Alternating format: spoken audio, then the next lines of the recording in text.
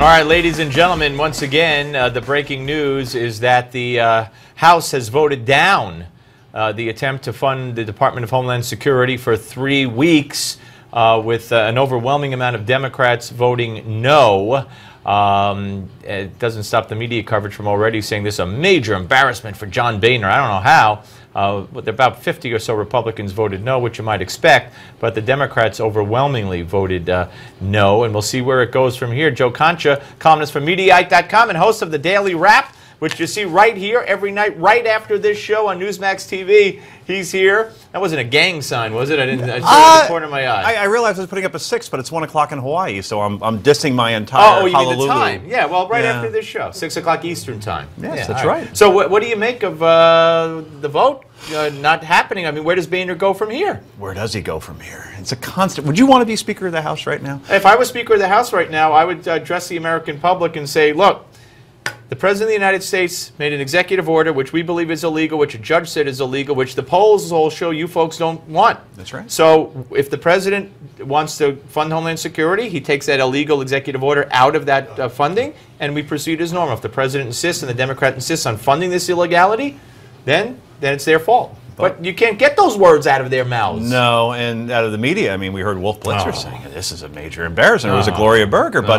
no matter what, it's always going to be painted as this is bad for Republicans, and eventually 2016. It always goes back to 2016. And all right, speaking of 2016, Scott Walker.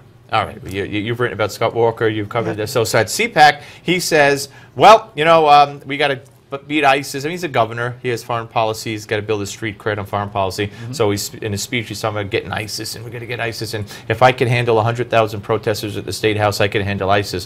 Whoa, the media says he's calling the protesters at the State House in Wisconsin ISIS, or comparing them.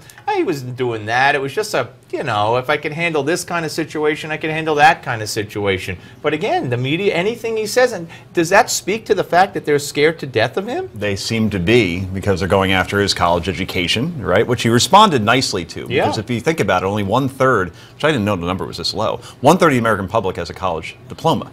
So he said, well, that's elitist talk, and he was speaking to the other 66%, kind of like, you know, the richest 1%, right, turned it the other way. But yeah, it seems like he's their Chris Christie now this year, and whatever they could find and try to stick to him, they're trying to do. But he is surging right now, primarily because Jeb Bush is struggling, and because everybody else really hasn't declared, or you don't know whether like a Ted Cruz is going to run. You know Rand Paul is, but he's tripped a little bit with the vaccine thing. Walker right now seems to be the darling of conservatives and the front runner, even though he's not my front runner. Where's the story on Barack Obama, you know, never releasing and always refusing to release his grades? I mean, could you imagine Donald Trump said, hey, just release your college records, and I'll give $5 million to the charity of your choice. You know how many kids could have been fed and housed and clothed? And the media mocked Donald Trump. How dare this moron do this thing? Not Obama for turning it down, but Trump was the evil guy. I mean, it's insane. It's a double standard that we'll see at 3 times as hard going up to 2016. But the Republican candidate just has to overcome that. I think Hillary Clinton, if she ends up being the nominee, if she runs, which will probably happen, hasn't proven to be the best candidate. If 2008 was any consideration, if the book tour was any consideration. So she'll have her share of trips. And I really like a guy named John Kasich out of Ohio. He's polling at 1%, so it's looking really good. But I think the more you learn about him, I think the more that he'll certainly be a very, very dominant force once he gets to the front, or at least a vice presidential candidate for Walker. So 2 northern governors. And he's done great work as governor, and of course before that he was a congressman, and then he became a talk show host on Fox and had a show for quite a while. You mentioned Christie before, and we both live in New Jersey. Laura Ingraham was with him and questioned him yesterday.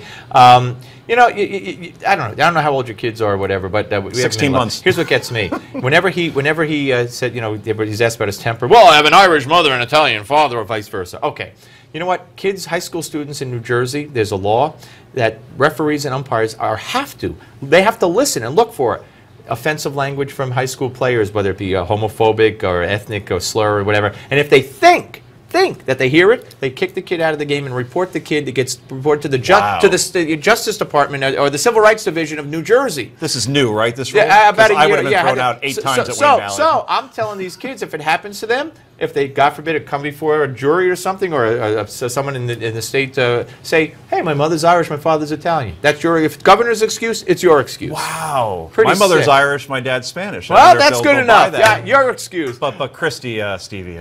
Joe Concha's next, folks, at 6 o'clock Eastern. Pam Keller's next with me. Don't go away. One in Hawaii.